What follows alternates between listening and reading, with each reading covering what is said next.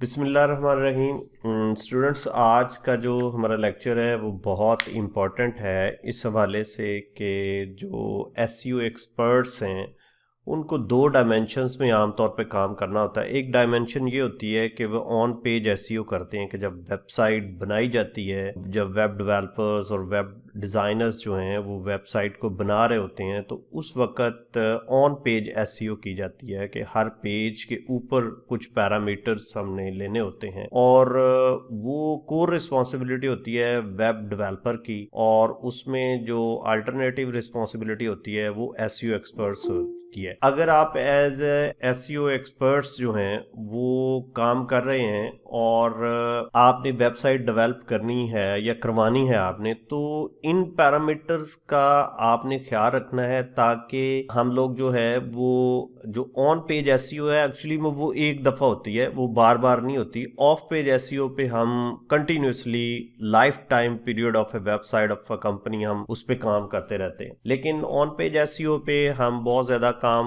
नहीं करते। उसमें ज़्यादा तौर पर काम जो होता है जब वेबसाइट डेवलप की जाती है तो उस वक्त ज़्यादा तौर पर पैरामीटर्स जो हैं उनका ख्याल रखा जाता है। अच्छा, अब इस सेंस में हमारे पास ये मेरा एक पर्सनल एक्सपीरियंस भी है कि 4-5 साल पहले एक प्रोजेक्ट आया था तो उस पर हमने काम शुरू किया। तो वेब डेवलपर हमने हायर किए, तो 3 वेब डेवलपर्स थे, तो उनमें से यानी 2 जब हम डेवलप करवा रहे थे टीम, तो उस वक्त ये जो ऑन पेज एसईओ के जो कोर वेब वाइटल्स थे वो हमारे से काबू नहीं आ रहे थे, क्योंकि वो वेब डेवलपर कैपेबल नहीं थे। वो जस्ट वर्डप्रेस पे वो सिंपली चीज़ें वो करना जानते थे, जस्ट डिस्प्ले, लेकिन वो उसकी डिटेल्स में जो है ना वो नहीं गए, और उसकी वजह से हमारे पास जो है कोर वेब वाइटल्स का बड़ा प्रॉब्लम आ रहा था। ये कुछ पैरामीटर्स होते हैं जब भी थोड़ी देर तक हम डिस्कस करते हैं। तो फिर हमने हाईली क्वालिफाइड और फ्रीलांसर्स को हायर किया इस काम के लिए, तो फिर ये हम 2 महीने की मुशक्कत के बाद हम इस पॉइंट पर पहुंच गए कि हम कोर वेब वाइटल्स जो है वो हमारे ओवरकम हो गए। तो अभी हम ये डिस्कस करते हैं कि आप एक वेबसाइट बनवाई है या क्लाइंट ने एक वेबसाइट बनवाई है किसी जगह से और आपको जिम्मेदारी दे दी गई है कि उसकी एसईओ करनी है, तो जारी बात है आप दोनों फैक्टर्स को मद्देनजर रखेंगे, ऑन पेज एसईओ को भी, ऑफ पेज एसईओ को भी। अगर तो वो आपके पास है, अभी वेब डेवलपर आपके पास है, अभी आपकी वो रेंज में है, तो जाहिर बात है वो जो चीजें आज हम डिस्कस करने जा रहे हैं यही आपने उससे करवानी है, और ये कोर रिस्पॉन्सिबिलिटी जो आपके वेब डेवलपर की है। लेकिन as SEO experts, as SEO manager और डिजिटल मार्केटिंग मैनेजर, आपको भी इन सारी चीज़ों का इल्म होना चाहिए ताकि आप करवा सकें, क्योंकि एसईओ असल में तो आपकी जिम्मेदारी है। आप करवाना आपने किससे है? वेब डेवलपर से। जारी बात है आपको पता होगा तो वो चीज़ें आप करवा पाएंगे। तो उसके लिए हमने ऑलरेडी कुछ टूल्स डिस्कस किए थे, सैमराइश, और जिसमें हम जो वेब कंसोल हमने पढ़ा था, गूगल वेब कंसोल, जिसमें हमारी वेबसाइट की स्टैटिस्टिक्स और कुछ एलिमेंट्स सारे होते थे। तो आज हमारे पास गूगल का एक टूल है लाइट हाउस, उसको डिस्कस करेंगे। वो गूगल क्रोम की एक्सटेंशन है, वो आप सर्च में गूगल में लाइट हाउस क्रोम एक्सटेंशन लिखेंगे ना तो इस तरह क्रोम की एक्सटेंशन आ जाएगी मेरे, क्योंकि वो क्रोम ब्राउज़र के अंदर इंस्टॉल है, आपने ऐड टू क्रोम कर देना है तो वो आपके इस ब्राउज़र के अंदर इंस्टॉल हो जाएगी। अच्छा, अब उसके बाद हमने उसको टेस्ट करना है। उसको टेस्ट करने का सबसे बेस्ट तरीका ये है कि आप ये जो हमारे पास कॉग्निटो विंडो होती है उसमें आप चले जाएं।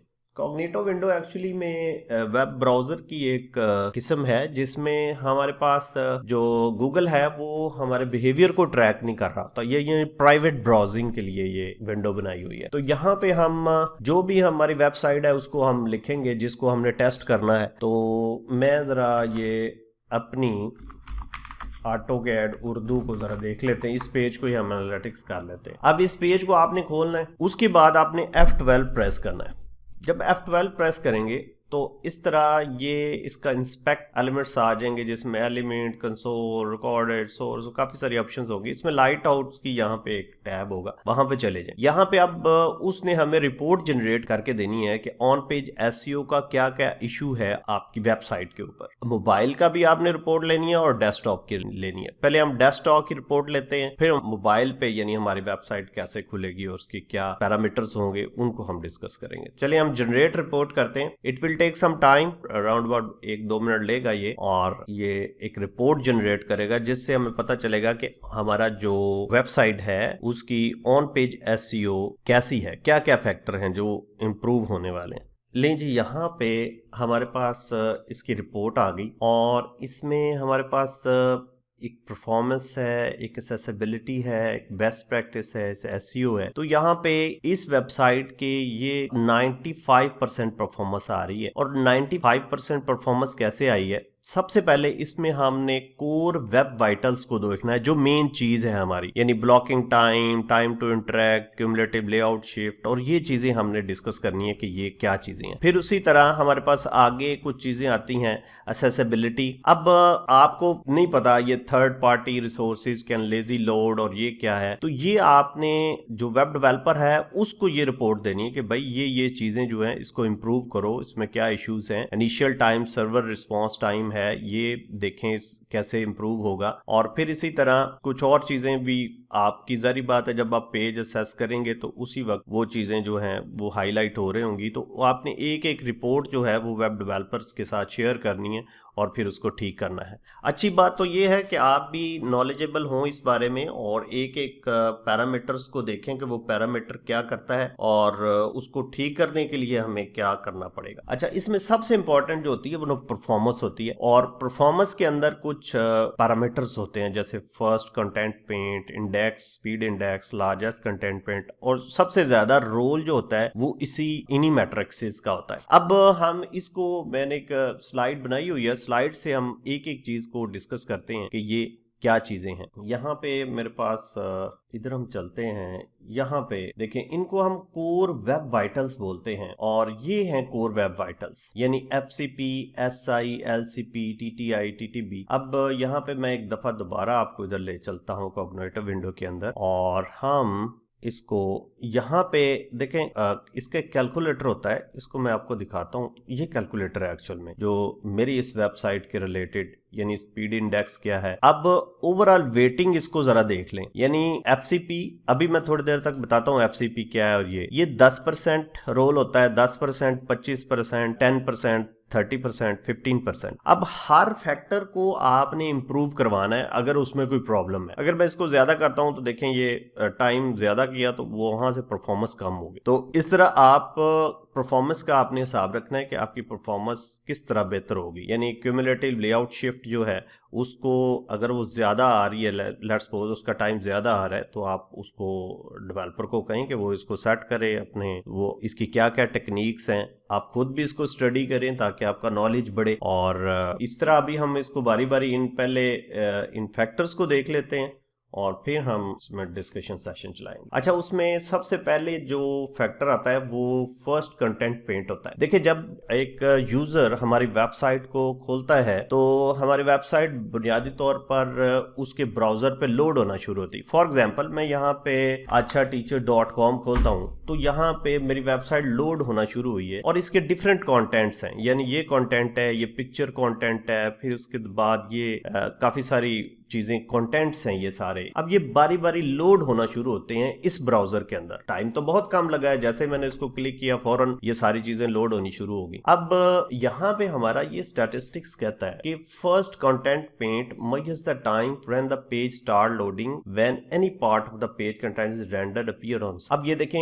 यहाँ पे अभी कुछ भी नहीं है, यहाँ पे हल्की सी लाइट सी आई है, और फिर उसके बाद ये फर्स्ट कंटेंट पेंट है, यानी ये अभी हमारे इस जो पेज है, जो ये खोला हुआ है तस्वीर के अंदर, उसके ये पहले कंटेंट्स आ गए, यानी ये मेन्यूज वगैरह आ गए, सर्च बार आ गई, तो इसको बोलते हैं फर्स्ट कंटेंटफुल पेंट। तो जारी बात है, यहां से यहां तक आते हुए कुछ टाइम लगा होगा, तो उस टाइम को कैलकुलेट करता है हमारा गूगल, ताकि यूजर एक्सपीरियंस बेहतर हो सके, और उसी टाइम को आपने बेहतर बनाना है। अच्छा, फर्स्ट पेंट भी होता है। फर्स्ट पेंट ये होता है कि जब पहला पिक्सल जब आपके ब्राउजर के ऊपर डेवलप होता है आपके सर्वर से आकर, तो वो फर्स्ट पेंट उसको बोलते हैं।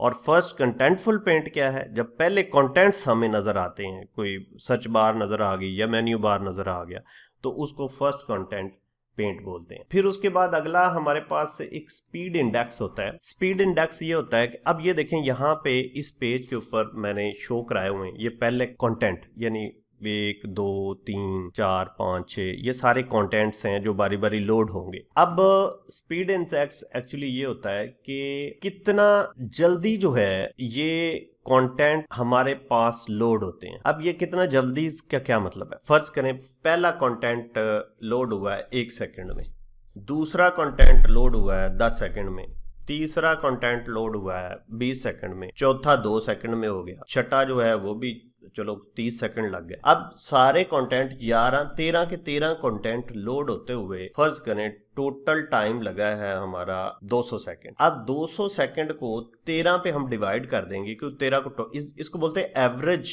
टाइम निकल आएगा हर कंटेंट का जो हमारे स्क्रीन के ऊपर डिस्प्ले होता है। तो इसको स्पीड इंडेक्स बोलते हैं कि average time at which physical parts of the page are displayed.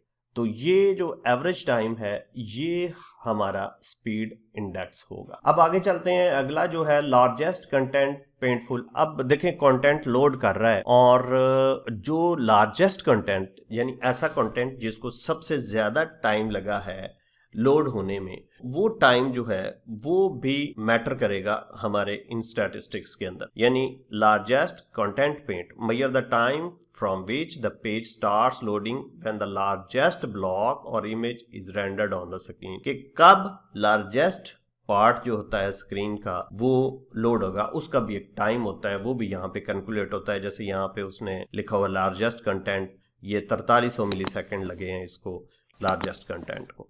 तो फिर उसी हिसाब से जो इस पे डिफरेंट टेक्निक्स होती हैं जो वेब डेवलपर देखेगा कि अगर कोई पिक्चर है तो फिर उस पिक्चर का साइज कम करेगा, या अगर कोई वीडियो है तो फिर उसी हिसाब से उसको जो है एडजस्टमेंट की जाएगी। तो उसके बाद जो अगली स्टैटिस्टिक्स है वो फर्स्ट इनपुट डिले है। फॉर एग्जाम्पल अब ये होता क्या है कि एक वेबसाइट लोड हो रही है हमारे ब्राउजर के अंदर और ये जो यूजर ने जारी बात है उसके बाद इंटरेक्शन करना है, कोई किसी लिंक पे क्लिक करेगा या वो कोई सर्च बार उस पे आएगी वहां पे क्लिक होगा। तो करना ये है कि वो जो टाइम लगेगा यानी ब्राउजर को रिस्पॉन्स करने में, फर्ज करें बाज़ दफा वेबसाइट लोड हो रही है और हम यहाँ पे क्लिक कर देते हैं तो लेकिन हमें रिस्पॉन्स नहीं ब्राउजर दे रहा होता क्योंकि वो बाकी मटेरियल जो है वो लोड कर रहा होता है। तो बुनियादी तौर पर यही वो टाइम है फर्स्ट इनपुट डिले कि कितना डिले लेता है ब्राउजर जब यूजर पहली दफा उस पे किसी कंटेंट पे क्लिक करेगा। यहाँ पे ये पिक्चर में भी देखें उसने दिखाया हुआ है कि यहाँ से लोडिंग शुरू हुई, फिर फर्स्ट कंटेंट आया, फिर कुछ नीचे तस्वीरें वगैरह आई। अब यूजर ने अभी लोडिंग हो रही है और यूजर ने यहाँ पे क्लिक कर दिया ताकि कोई लिंक खुल दे। तो ये जो डिले है ये, और जो ब्राउजर है वो असल में कंटेंट लोड कर रहा होता है, तो यूजर ने इंटरेक्ट कर दिया, ब्राउजर लोड कर रहा है। अब उसके दरमियान जो डिले होगा उसको फर्स्ट इनपुट डिले बोलेंगे और वो भी टाइम कम से कम होना चाहिए। अब टाइम टू इंटरेक्ट के एक ब्राउजर जब लोड करता है, फर्ज करें ये ब्राउजर आपने वेबसाइट खोली और ब्राउजर ने लोड करना शुरू कर दिया। अब ये लिंक हमें नजर आ गया लेकिन ये लिंक क्लिक नहीं हो रहा, यानी अभी लोडिंग हो रही है क्लिक नहीं हो रहा। तो उस स्टैटिस्टिक्स को हम बोलते हैं टाइम टू इंटरेक्ट, कि कब कितनी देर बाद ब्राउजर ने इंटरेक्शन शुरू करवाई है। तो ये भी टाइम जो है वो कम से कम होना चाहिए। और टाइम टू इंटरेक्ट को भी ठीक करने के लिए जारी बात डिफरेंट पैरामीटर्स हैं, फिर उनकी डिटेल्स में ये जो वेब डेवलपर्स हैं वो जाएंगे और उसको मुख्तलिफ जो एलिमेंट्स को ठीक करेंगे। फिर उसके बाद टोटल ब्लॉकिंग टाइम होता है। टोटल ब्लॉकिंग टाइम ये होता है कि जब आप एक वेबसाइट है और उसने फर्स्ट पेंट आ गया, फिर दूसरी, फिर तीसरा, फिर सारे वो पेंट करता जा रहा है और लास्ट में उसने टाइम टू इंटरेक्ट दे दिया कि यहाँ पे ये अब आप इंटरेक्शन शुरू करें। अब जो यहाँ से यहाँ तक का डिले होगा वो हमारा ब्लॉकिंग टाइम होगा, टोटल ब्लॉकिंग टाइम। कि फर्स्ट कंटेंटफुल पेंट जब सबसे पहले कोई कंटेंट आता है उसके और टाइम टू इंटरेक्ट के दरमियान जो हमारा वक्त होगा वेबसाइट का उसको हम ब्लॉकिंग टाइम बोलेंगे। और ब्लॉकिंग टाइम भी हमारा कम से कम होना चाहिए और उसके भी डिफरेंट जो एलिमेंट्स हैं, ठीक करने वाली चीजें हैं, फिर उनको हम ठीक करवाएंगे। फिर उसके बाद हमारे पास क्यूमुलेट लेआउट शिफ्ट होता है, ये भी एक टाइम होता है। और ये होता क्या है, देखिए बार दफा आप वेब ब्राउजिंग कर रहे हैं, एक वेबसाइट आपने खोली, वेबसाइट पे ये कंटेंट सबसे पहले ऊपर आ रहे हैं, अभी लोड हो रहे हैं, थोड़ी देर बाद ये कंटेंट नीचे चले जाते हैं, फिर ऊपर आ जाते हैं। तो लेआउट जो होता है ओवरऑल, उसमें एक शिफ्ट होती है कंटेंट्स की, कभी इधर जा रहे हैं कभी उधर जा रहे हैं, यानी वो सेटिंग होते होते थोड़ा सा टाइम लगता है हर एलिमेंट को अपनी अपनी जगह पर। अब वो क्यूमुलेटिव लेआउट शिफ्ट कहते हैं कि कितना टाइम लगा है हर एलिमेंट को अपनी जगह पे एडजस्ट होने के लिए। तो ये भी एक फैक्टर होता है कि जिसकी मदद से हम लोग जो है वो ऑन पेज एसईओ है उसको बेहतर बनाते हैं। और क्यूमुलेट लेआउट शिफ्ट टाइप जो है वो भी कम से कम आपकी वेबसाइट का होना चाहिए। अच्छा, अब ये कुछ पैरामीटर से इसको कोर वेब वाइटल्स बोलते हैं। और जब आपने वेबसाइट बनवानी है किसी से या बनानी है तो सबसे पहले इन चीज़ों का भी आपने ख्याल रखना है ताकि ऑन पेज एसईओ जो है वो आपकी परफॉर्म हो जाए। अब उसके साथ साथ जो हमारा लाइट हाउस है उसकी तरफ दोबारा चलते हैं हम और कुछ और चीज़ें उसमें देखते हैं। देखें, अब उसने परफॉर्मेंस बताई और परफॉर्मेंस के सारे पैरामीटर्स आपको बता दिए, फिर नीचे क्या क्या उसमें चीज़ें ठीक होने वाली हैं वो एलिमेंट भी बता रहा है और वो भी ये सारी रिपोर्ट्स के अंदर शो कर रहा है। फिर उसके बाद आप देखें डायग्नोस्टिक है, उसमें क्या क्या इश्यूज आ रहे हैं, कहाँ कहाँ पे इशू आ रहे हैं, तो वो भी यहाँ पे वो शो कर रहा है। फिर उसके बाद असेसिबिलिटी है कि कितनी जल्दी असेस हो रही है। अब देखें यहाँ पे बैकग्राउंड और foreground does not have sufficient contrast ratio, इनकी बेहतर नहीं है। कंट्रास्ट रेशियो बेसिकली ये होती है कि यूजर कितना अच्छे तरीके से चीज़ों को देख सकेगा, तो वो पैरामीटर्स देखने होते हैं। फिर बेस्ट प्रैक्टिसेस में देखें रजिस्टर एंड अनलोड लिसनर जो है, यहाँ पे कोई जावास्क्रिप्ट है उसका इशू बन रहा है, ये देखें जावास्क्रिप्ट, तो वो आपने ठीक करवाना है। फिर इसी तरह एसईओ स्कोर इसका 100% है, उसमें सारे उसने ऑडिट्स जो हैं वो चेक किए हैं। और इसी तरह जब आप अपनी वेबसाइट का देखेंगे ऑब्वियसली उसमें इश्यूज आएंगे, प्रॉब्लम्स आएंगी, वो प्रॉब्लम्स आपने जो है वो देखनी है। अब उसने ऑडिट किस किस चीज़ का किया है वो सारा उसने बता दिया है और नॉट अप्लीकेबल चीज़ें की हैं वो भी आप। अब ये एक्चुअल में लाइट हाउस ने आपके जो वेब पेज के ऑन पेज एसईओ की परफॉर्मेंस है वो आपसे डिस्कस किया और बहुत अच्छी ये एक्सटेंशन है या गूगल की तरफ से फैसिलिटी है। तो ये था हमारा आज की डिस्कशन जिसमें हमने लाइट हाउस को डिस्कस किया और कोर वेब वाइटल्स को डिस्कस किया कि कोर वेब वाइटल्स जो हैं वो क्या होती हैं और किस तरह ये हमारे एसईओ को जो है वो बेहतर बनाती हैं।